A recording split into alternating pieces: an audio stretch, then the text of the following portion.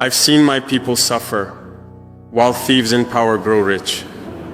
Today I promise, even one stolen dollar will cost you everything.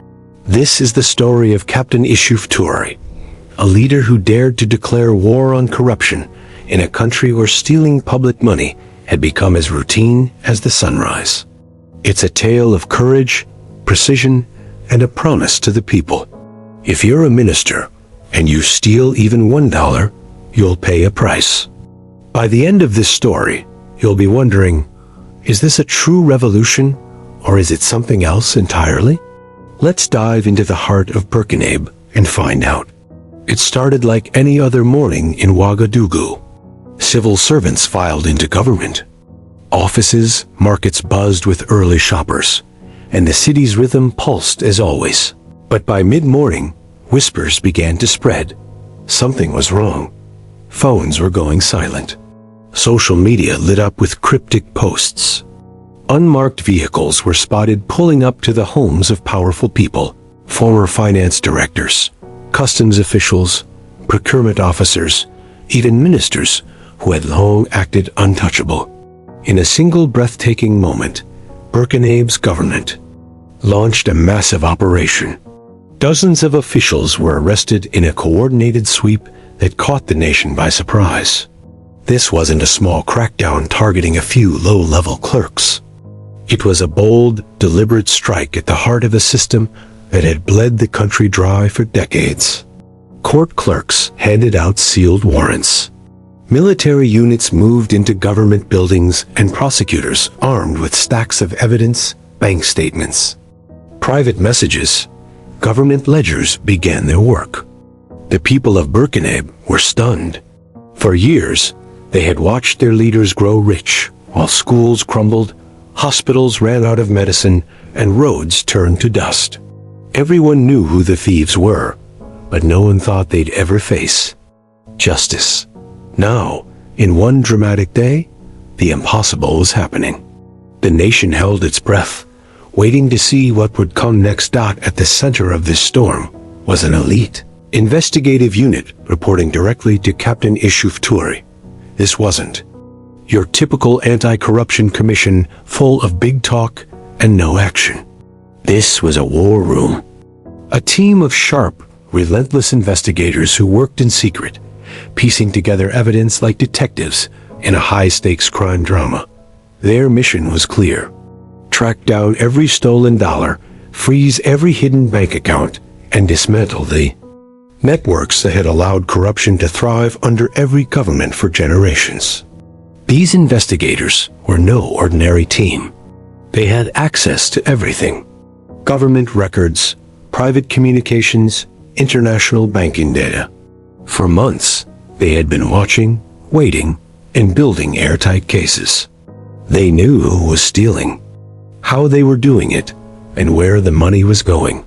When they finally struck, it was like a thunderbolt, fast, precise, and impossible to escape. The arrests sent ripples across Ouagadougou. Businesses that had grown fat on shady government contracts suddenly found their deals canceled.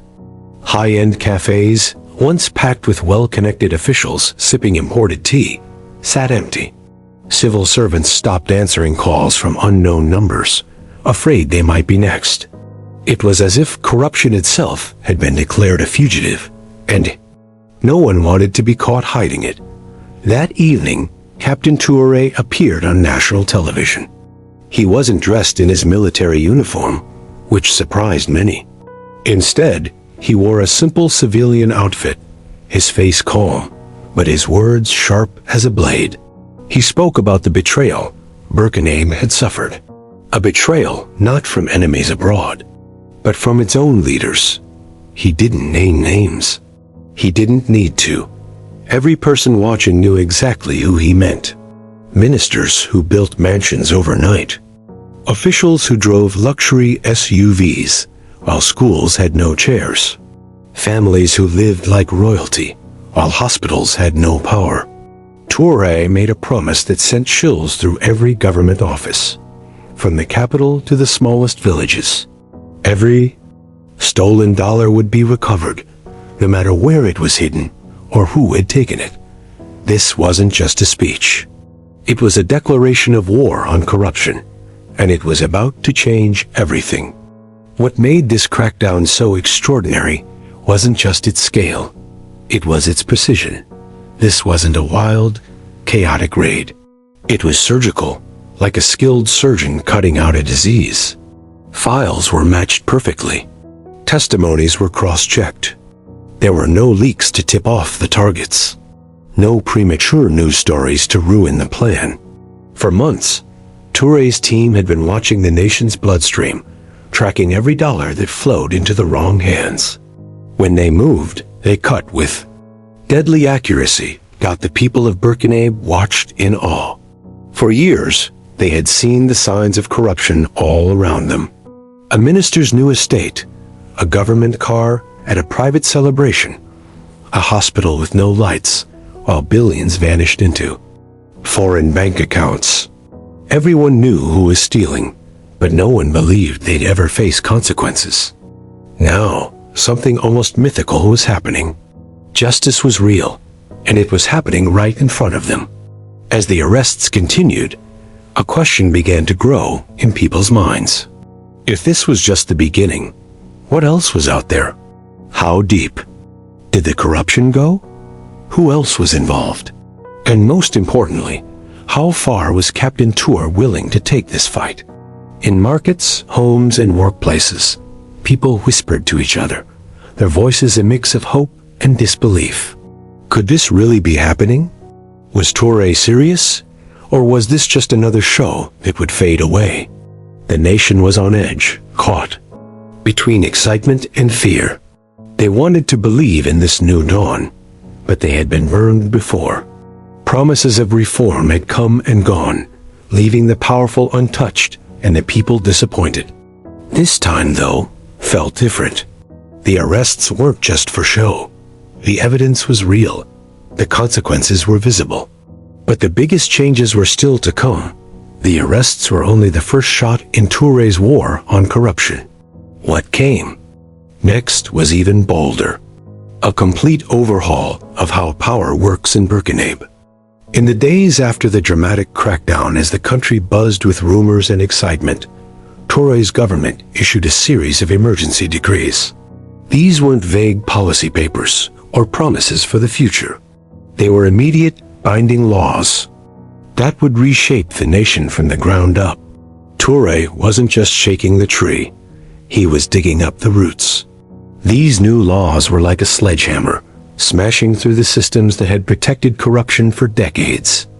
They were bold, they were tough, and they were designed to make sure no one could steal from the people again. Let's break down what these laws were and why they mattered so much. The first law hit like a thunderclap, a nationwide ban on offshore. Bank accounts for all government officials, past and present. This wasn't just a symbolic gesture. It was a real enforceable rule. Overnight, banks across Burkina were ordered to freeze any suspicious money transfers. Foreign governments were told to cooperate or face diplomatic consequences. For a country that had watched its wealth disappear into secret accounts in places like Switzerland, Dubai, and the Cayman Islands, this was a historic moment. For years, corrupt officials had used offshore accounts to hide public money. A school budget here, a hospital fund there. Billions of dollars had vanished into foreign banks far beyond the reach of Burkina's laws. Now Traoré was drawing a line in the sand. If you've hidden public money abroad, you'd better bring it back or lose everything. This wasn't just a law, it was a battle cry. A promise that the days of financial secrecy were over. The second law was just as powerful. From now on, no public servant could do business with the government. Not directly, not through a family member, not through a fake company. If you worked for the state, you couldn't sell to it. No exceptions.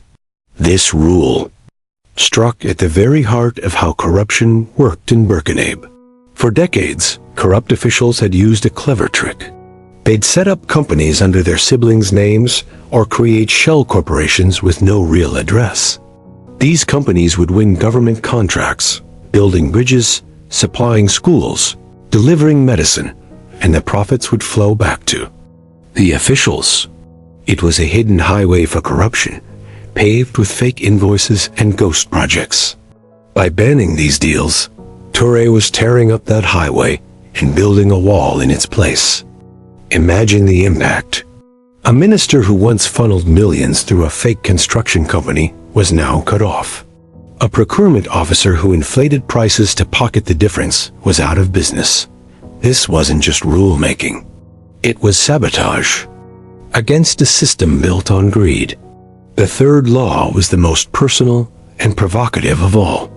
Every government official, from the president's advisors to local administrators, had to publicly declare their assets, not in secret files or private meetings, but out in the open for every citizen to see. And Traoré led by example. He went on national television and laid it all bare. His income, his properties, even his personal savings. In a country where leaders hid their wealth behind locked doors, this was a revolutionary act. A message was clear. If the president can be transparent, so can you. Refuse, and you'd face charges for hiding your wealth with the assumption that you were guilty of stealing. There were no delays, no loopholes, no excuses. These laws weren't designed to make people feel good. They were weapons to expose, punish, and rebuild. Across Burkina, people couldn't believe what they were seeing. For years, they had heard empty promises about fighting corruption. Every new government came with big speeches, but nothing changed. Ministers got richer, roads stayed broken, and schools ran out of books. Now, for the first time, the government was acting like it meant business. The machinery of the state wasn't protecting the corrupt, it was hunting them. In villages and cities, people gathered around radios and televisions talking about the changes with a mix of awe and caution. In Ouagadougou's markets, vendors debated whether Traoré could keep it up. In rural towns like Bobo Dioulasso, farmers wondered if their children's schools would finally get desks. The mood was electric, but it came with a question. Could this really last? Laws were one thing, but enforcing them was another. The real test was coming. In Burkina, the powerful had always been untouchable. Anti-corruption campaigns were like rain in the Sahel, loud, flashy, and gone by morning. Everyone expected Traoré's crackdown to follow the same pattern. A few headlines, a few small arrests, and then back to business as usual. But this time, something was different. Traoré wasn't playing by the old rules. Within days of the new laws, high-ranking officials started to fall. These weren't low-level clerks or easy scapegoats. They were top generals, former ministers, senior advisors, even relatives of past presidents. People who had signed million-dollar contracts were now standing in courtrooms flanked by armed guards and nervous lawyers. The nation watched, glued to their screens, as the powerful faced something they had never faced before. Accountability. The courtroom became a stage for justice, and the trials were a spectacle unlike anything Burkina had ever seen. These weren't secret hearings or quiet settlements. They were public, televised for all to see, like a national theater of accountability. Prosecutors brought out mountains of evidence, signed contracts, bank transfers, invoices for goods that never existed, properties bought through layers of fake companies. The defendants looked stunned, their usual arrogance replaced by fear. There were no smirks, no clever excuses, no dodging the truth. One case gripped the nation. A former procurement official had secured dozens of government contracts for companies tied to her extended family. Investigators traced over 1.5 billion CFA francs, about $2.5 million, to luxury homes in Senegal and Morocco. Her lawyers tried to stall, calling the case political, but the court moved like lightning. She was convicted, sentenced, and her assets were seized all in just 72 hours. The speed shocked everyone. This wasn't justice delayed. It was justice delivered. Another case became a symbol of the crackdown. A high-ranking customs official had long been known for his lavish lifestyle. He threw parties that cost more than his salary, drove cars no honest official could afford, and lived like a king while the country struggled. When investigators raided his home, they found something straight out of a movie. Duffel bags stuffed with cash hidden under the floorboards. Not foreign dollars, but local currency meant for public projects like schools and clinics. He was arrested, tried, and convicted. His wealth taken back for the people. These trials weren't just about punishing the guilty. They were about rebuilding trust. Traoré's government knew that laws alone wouldn't change how people felt. The people needed to see the system bleed. They needed to see the powerful brought low, their crimes exposed, their stolen wealth returned. Every trial was a message. No one is above the law, not even the elite. The public couldn't get enough. For years, they had watched the rich and powerful live like untouchable gods. Ministers built mansions while teachers went unpaid. Officials threw lavish weddings while hospitals had no medicine. Now the people were seeing something new. Consequences. It was like watching a movie where the good guys finally win. Except this was real happening in their own country. Traoré didn't just want to punish the guilty. He wanted to make sure corruption couldn't happen again.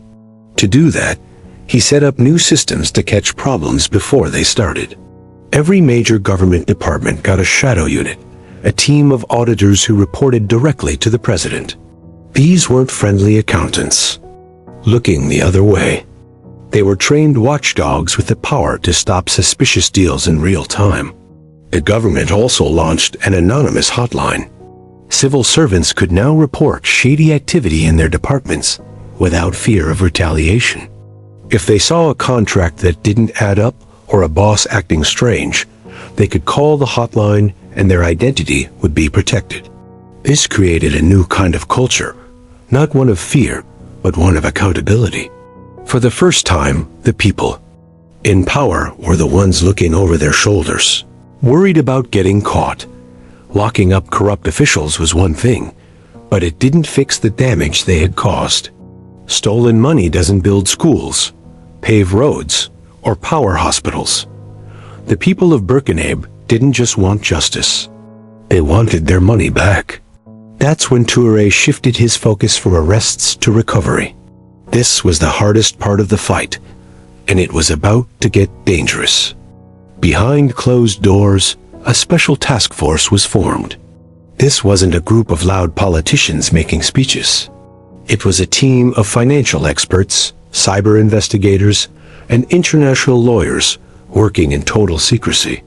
Their mission was unprecedented. Find every dollar stolen from Burkina, no matter where it was hidden, and bring it back to the people.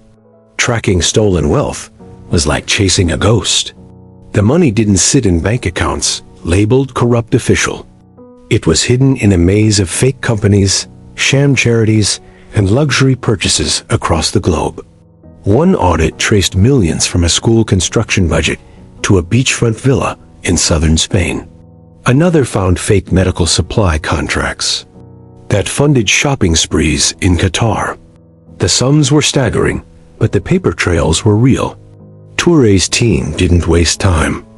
They worked with independent firms outside the usual Western banking systems, knowing some countries would resist helping.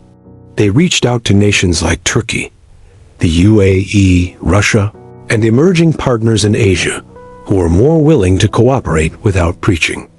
Slowly, victories started to pile up. A $700,000 account linked to a former agriculture minister was frozen in Luxembourg. A $2.5 million transfer was stopped in Morocco. Properties in Ghana, Senegal, and Ivory Coast were flagged and traced back to Burkina officials. What set this recovery effort apart was its openness. Every major asset reclaimed was listed in a public online registry. Citizens could log on and see exactly how much money was recovered, where it came from, and how it was being used. The government published monthly reports breaking down the funds by sector, education, health, infrastructure, showing the people their money at work. This wasn't just about justice. It was about proving that justice mattered. When people saw stolen wealth being used to build new schools or fix hospitals, something shifted. They started to believe in their government again. For years, they had felt powerless watching their country's riches disappear. Now they were seeing those riches come home. It was quiet, legal, and relentless, just like Traoré himself. Of course, not everyone was happy. As Touré's team dug deeper, they made enemies, not just in Burkina, but around the world. Some foreign governments got nervous. Their banks had been profiting from African money for years, and they didn't like the spotlight.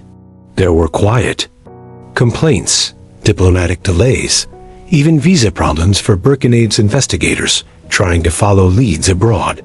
But Traoré didn't flinch. In a leaked meeting, he reportedly said, "If our enemies hide in glass towers overseas, we'll shine a light so bright their lawyers can't look away." He wasn't just fighting for money. He was fighting for his country's pride, its independence, and its right to control its own future. The fight for stolen money was huge. But there was an even bigger prize: Burkina's gold. The country is one of Africa's top gold producers, yet it remains one of the poorest. For Traoré, this wasn't a mystery. It was a crime. "We were rich," he said in a closed meeting, but only for other people. To truly end corruption, he had to stop the biggest theft of all, the plunder of Burkina's natural resources. In a move that shocked the world, Traoré issued a secret order. No new foreign gold export licenses. Every existing contract was put under review. Mining sites with questionable records were taken by the state. Multinational companies that had controlled the mines for decades were told to pause. There was no negotiation, no compromise. Burkina's wealth would no longer be traded for promises. This wasn't just talk. Soldiers were sent to secure major mining sites, ensuring no gold left the country illegally. Satellites were used to monitor transport routes. Gold was declared a strategic security asset protected by the military, not just bureaucrats. But Touré's vision went beyond stopping foreign companies.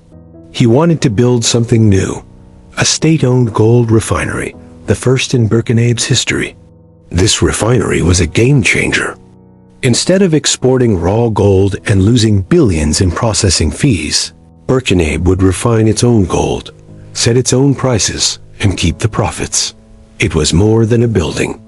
It was a symbol of sovereignty, a way to say, "This is ours, and we're taking it back." The gold reforms weren't just about money. They were about people. Traoré made sure the wealth would benefit the communities that had suffered the most. A portion of the profits were set aside for schools, hospitals, and roads in mining regions. Local workers were hired for the refinery, given jobs that paid fairly. Villages that had watched foreign trucks carry away their gold now saw new classrooms, clinics, and clean water projects.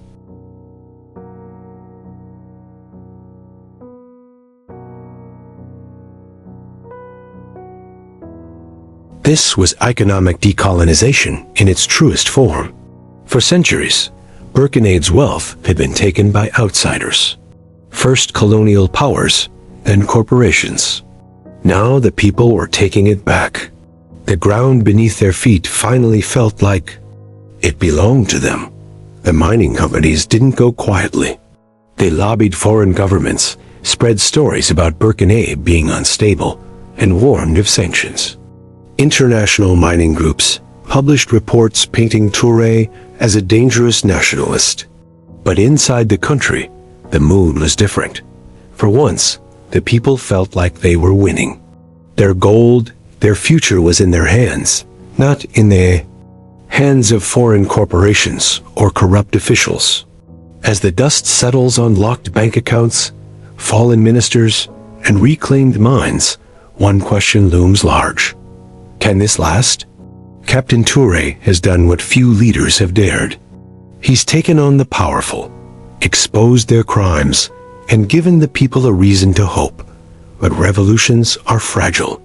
He's made enemies inside Burkina and around the world. Will they strike back? Is he building a legacy that will endure? Or is he walking into a fight he can't win? What do you think? Is this a genuine revolution, or is it too good to be true? Why don't more leaders take this kind of stand? Share your thoughts in the comments, and let's keep the conversation going. Burkina's story isn't just about one country. It's about what happens when a nation decides to fight for its future. Stay tuned for more stories about courage, justice, and the power of people standing.